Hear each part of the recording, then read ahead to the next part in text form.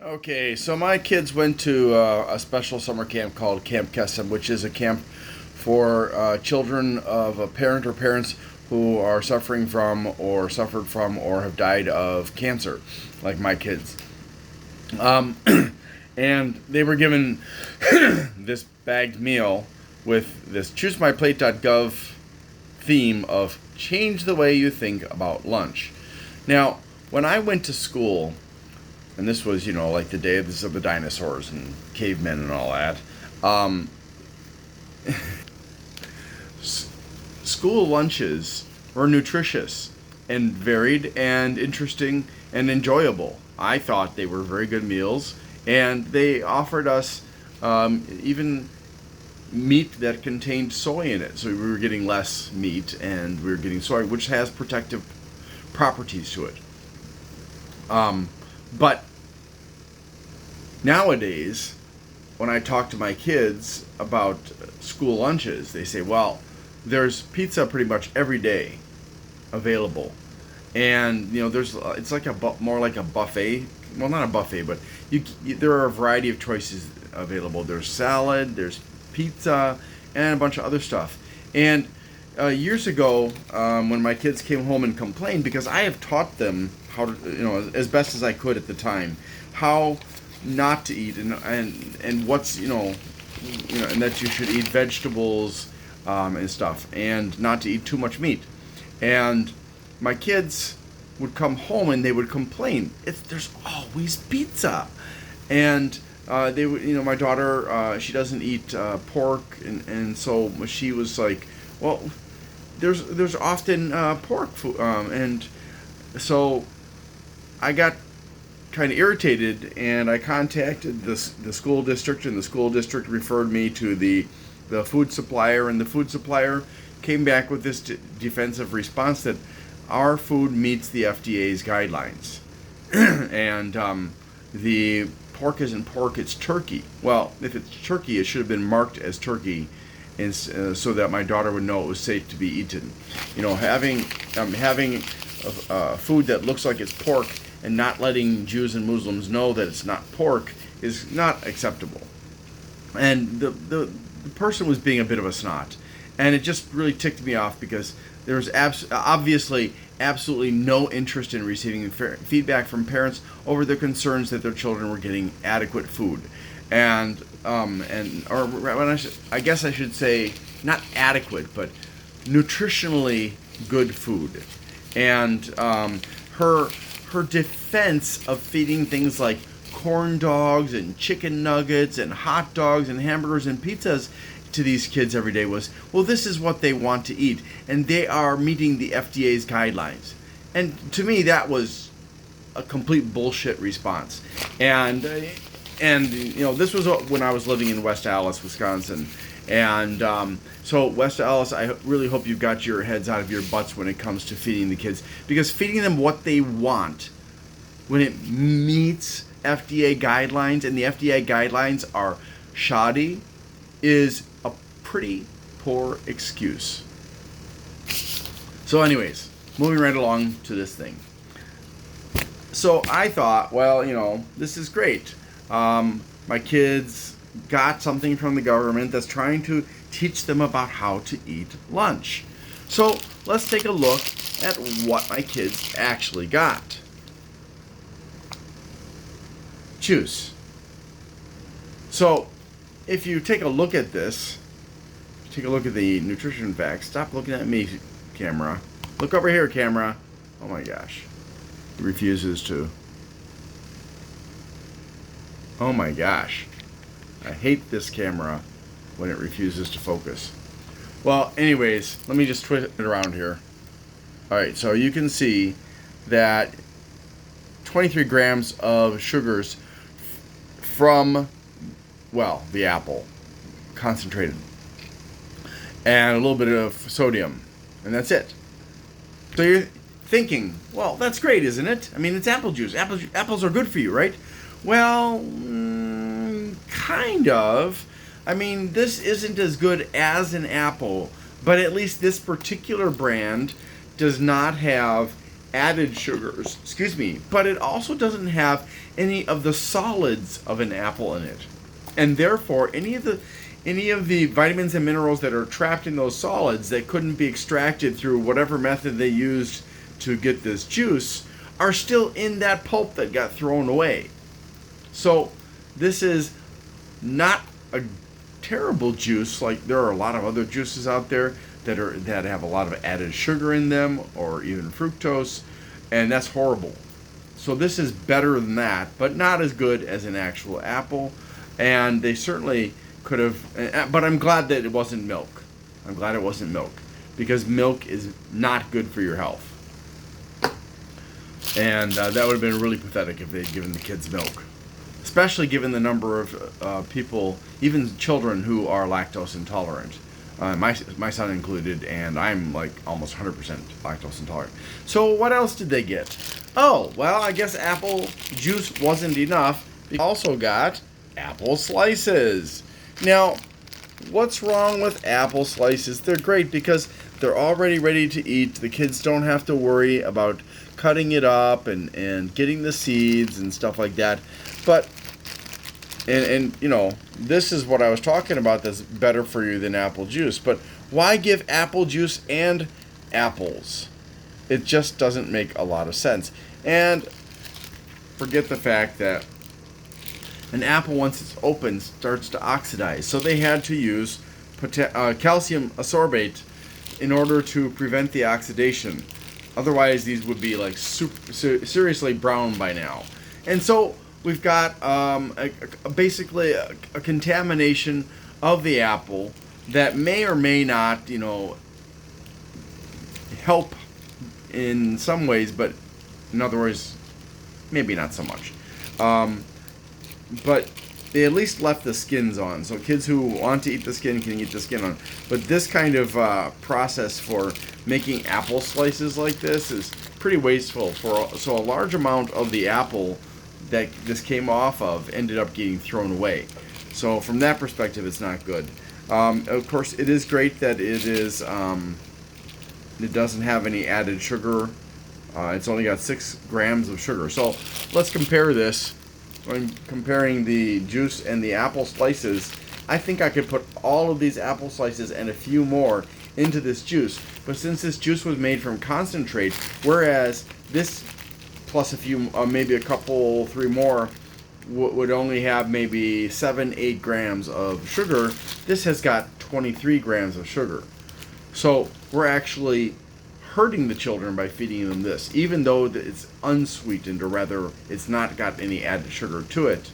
It's still from a concentrate, and it's highly sweet compared to actual apples. So not such a good deal for the kids. And then what's the next thing that we got? Okay.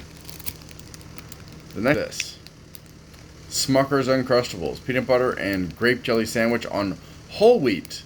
As you can see from right here, it's whole wheat, and fortunately, no high fructose corn syrup. Now, if we look at this, we see, oh my gosh, let's go back to here. 100 calories from the juice, and 30 calories from the apples, and 600 calories from this sandwich.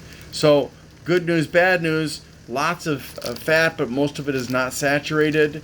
No cholesterol, but a huge amount of sodium. Now keep in mind that kids should we should keep our sodium intake per day below 2,300 milligrams. So that's 2.3 grams. And then the carbs, 64 carbs, of which 7 is dietary fiber. That's a negligible amount for that many carbs.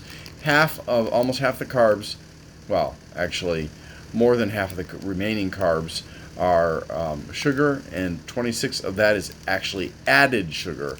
Plus, it's got a lot of protein in it. So, how's this stack up? Well, this is horrible. I mean, we've already given the kids 23 grams of sugar in the juice, 6 grams in the apples, and now we're giving them an additional 30 grams of sugar in one meal. So we're looking at almost 60 grams of sugar. Now, the WHO recommends that kids get something like maybe 5 grams of sugar per day. So this lunch puts kids way over and inclines kids who are susceptible to start developing prediabetes. So this is actually even worse than the juice, despite the fact that there are 7 grams of dietary fiber. So maybe if they had used less jelly or something else, I don't know. I'm guessing that the jelly was made from concentrate as well, because I can't imagine any other way that grapes would hold that much sugar if apples don't. And I've been eating a lot of grapes lately, so I know that grapes aren't nearly as sweet as grape jelly. So this is really not looking good so far. But hey, maybe there's something in this lunch that, other than the apples, that is a redeeming grace in this debacle of a lunch. Well, there is this little thing of low-fat caramel dip. Oh wait, 80 more calories, and we've got no fat, no cholesterol, 70 milligrams of sodium. So we've tipped them over it's now over 600 grams of sodium in the meal.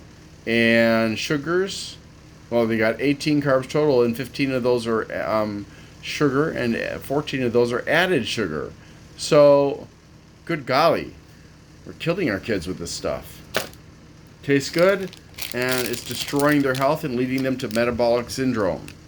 And this is the final item: Fritos corn chips. Okay, so one plus is it is kosher. So, for Jews and Muslims, it's safe to eat, guaranteed. But if we look here, now there are a couple of things I want you to notice here. We have now put our kids in the range of, how much? Let's see, 600, 730, 700, 810, so 970 calories. Now, we're for just one meal. So basically, if kids ate 3 meals of this type, they would be going over the daily recommendation for calories. And of course, 170 milligrams of sodium, like I said, what was it? What was the total? 530 plus 540 plus 610. So 610 plus, now they're going to be eating the whole bag actually. So we're looking at 320, not 160 actually. Sorry about that. 610, 32, sorry. So we're looking at 940. So this is going to put them over the daily recommended limit for sodium as well, unless they're getting out there and sweating a lot. And if we look at the carbs, we've got 32 grams of carbs, of which only 3 are dietary fiber. So at least there's a little bit, and there's no sugar. So that's 1 plus. Now, the only problem with that you can't see from this label, other than the ingredients that are used to make this crap, and is not only is it corn, but it's corn oil and salt. So in American diets, one thing that we get too much of is corn. Corn is used to make all kinds of things, and it is almost as omnipresent as soy is. And so feeding kids a product that you get pretty much every day anyways, if you're not making fresh meals, is a bad choice. So when we look at this meal, what we see here is a meal that is designed to destroy health. I mean, literally, change the way you think about lunch should also say, this is an example of a bad lunch. Because this is crap. I mean, it's going to get the kids hopped up on sugar, and it's going to be causing a large amount of insulin production. And if they eat this kind of stuff every day, the kids are going to end up with prediabetes, maybe diabetes, and metabolic syndrome. And there are other possible problems that can result from this. But, the one good thing that I can say about this meal is that it contains no animal products, I do believe. Let me just double check. let's see, peanut. Yeah, so this seems to be animal free. So this is what you would call a a vegan diet. But although it's a vegan diet, it's not a healthful vegan diet. So you can eat vegan or vegetarian and still not be healthful. You can still make yourself sick. You can still die of it. So if you eat meals like this, even though it's vegan and you're helping both the planet and you're helping animals, you're not helping your own health. So this is not a good meal. It's over the limit for sugar. It's over the limit for sodium. It's got too much corn in it and not enough fiber by any stretch of the imagination. So this really is an inexcusable meal from ChooseMyPlate.gov. And the FDA and the USDA should be ashamed of themselves for even trying to suggest that this is moving in the right direction when all it's doing is continuing to poison kids with too much sugar and sodium. So, that is my rant for today. If you feel that you want your kids to eat better, ask them to go back to what kids were fed in the 1970s and 1980s at school, because this is garbage. Thank you very much for watching, and I hope you have a great day.